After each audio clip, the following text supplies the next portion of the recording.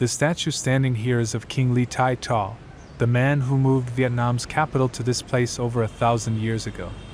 He founded the Le dynasty and ruled from 1009 to 1028. His biggest decision was to issue a royal decree to move the capital from the mountainous Hoa Lu to the flatlands by the Red River. He called the new capital Tung Long, meaning rising dragon. According to legend, a dragon appeared over the river right as he arrived, which he took as a good omen.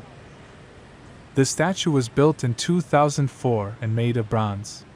It is almost 11 meters tall, including the base. Thai Tho is shown in royal robes, holding the decree that changed the country's history. His gaze is directed straight ahead, facing the lake and the old city. The base of the statue is carved with lotus petals and stylized waves, references to both Buddhism and the Red River, two important parts of life in the Le dynasty. This park was created as a public space, not a formal monument. So around the statue, daily life goes on. In the evenings, locals come here to exercise, take wedding photos, or sit in the shade. It's become a common meeting place, but the statue still holds a sense of formality. On major national days, officials and citizens come to offer incense at the foot of the monument. Even though over a millennium has passed, Thai Tho remains a central figure in the identity of the city.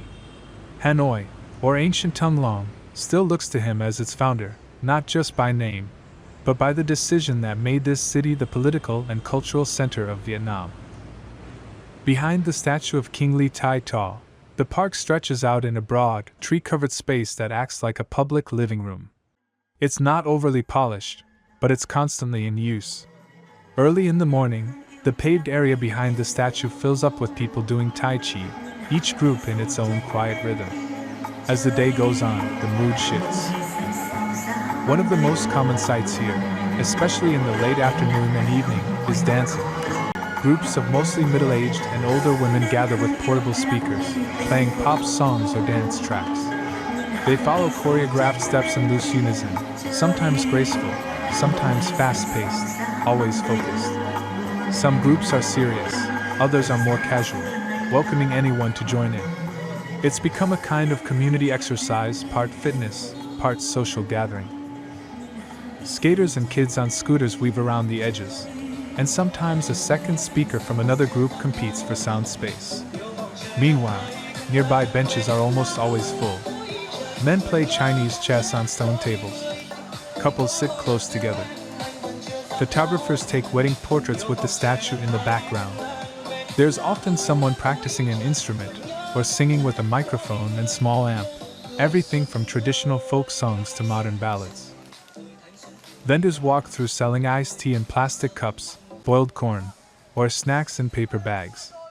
The big trees offer shade, and even though it's right next to busy streets, it feels like a pause from the rest of the city. At the edge of the park, the lake begins, and people move back and forth without thinking much about where the park ends or the lake pavement starts.